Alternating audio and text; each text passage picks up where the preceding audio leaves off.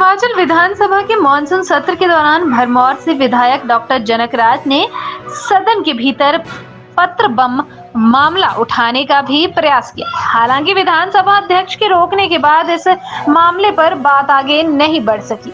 विधायक जनक राज ने कहा कि इसको पॉइंट ऑफ ऑर्डर के तहत उठाएंगे। ऐसा है कि ये बहुत गंभीर मसला है और मैं स्पष्ट तौर पर ये कहना चाहूँगा कि जिस दिन से ये बात मीडिया के माध्यम से लोगों के सामने आई है, प्रतिदिन सैकड़ों लोग हमसे ये पूछते हैं कि आखिर सच्चाई क्या है।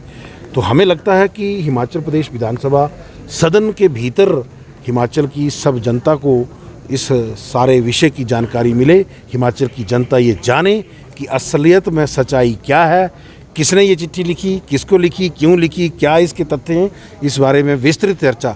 जैसे आज जब हमने शुरू किया तो माननीय अध्यक्ष जी ने हमें ये आश्वासन दिया है कि मेरी बात को रखने का वो मुझे अलग से समय देंगे, तो उनके आग्रह को स्वीकार करते हुए मैंने इस बारे में अधिक चर्चा नहीं की है। और जैसे भी कल या परसों मुझे इस चर्चा के लिए टाइम मिलेगा तो मैं इस सदन के माध्यम से हिमाचल के प्रत्येक जनता को इससे जुड़े सारे सवालों के जवाब दूंगा। बिल्कुल, ये मैं सदन के भीतर, क्योंकि ये मुद्दा केवल मुझसे संबंधित नहीं है, मेरी पार्टी से संबंधित है। और आपके चैनलों के माध्यम से मैं छोटी सी बात सब लोगों को ये बताना चाहूँगा, कहना चाहूँगा कि भाजपा विपक्ष की भूमिका में है और विपक्ष की भूमिका के चलते मेरा ये राजनीतिक धर्म है कि सरकार के कार्यों पर मैं सवाल उठाऊँ। सरकार अच्छा भी कर रही है तो भी मैं कोशिश करूँगा कि उसमें कहीं कमी ढूंढूँ।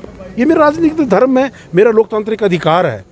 अगर सरकार के किसी भ्रष्टाचार की इतनी पुख्ता जानकारी जो इस चिट्ठी में लिखी है तो हम पत्थर बम का सहारा लेंगे। ये पत्थर बम इन्हीं के ही सरकार के किसी व्यक्ति का काम है जिसके लिए ज़बरदस्ती इन्होंने भाजपा को लपेटने की कोशिश की है, और इसका जवाब सदन के भीतर हम भी और भारतीय जनता पार्टी भी जोर शोर से देगी। सर, इस पत्र की देखिए, मैं सदन के भीतर इस विषय को जब हम रखेंगे, स्वतः सदन की जो मर्यादाएं हैं उसके तहत हम मांग करेंगे कि इस विषय की निष्पक्ष जांच हो, ताकि सबसे पहले तो ये चिट्ठी फर्जी है ये किसने कह दिया,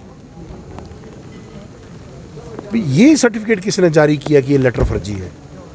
और सरकार के खिलाफ अगर कोई व्यक्ति कुछ बोलता है, आवाज़ उठाता है, तो उसको जेल में डाल दिया जाए। ये है लोकतंत्र की हत्या। जो कांग्रेस पार्टी के बड़े बड़े नेता हमेशा जो चीखते रहते हैं कि लोकतंत्र खतरे में है, ये है लोकतंत्र की हत्या जो यहाँ पे ये लोग कर रहे हैं कि सरकार के खिलाफ जिसने बोला उसको जेल में डाल दिया जाएगा। ये कौन सी व्यवस्था परिवर्तन है।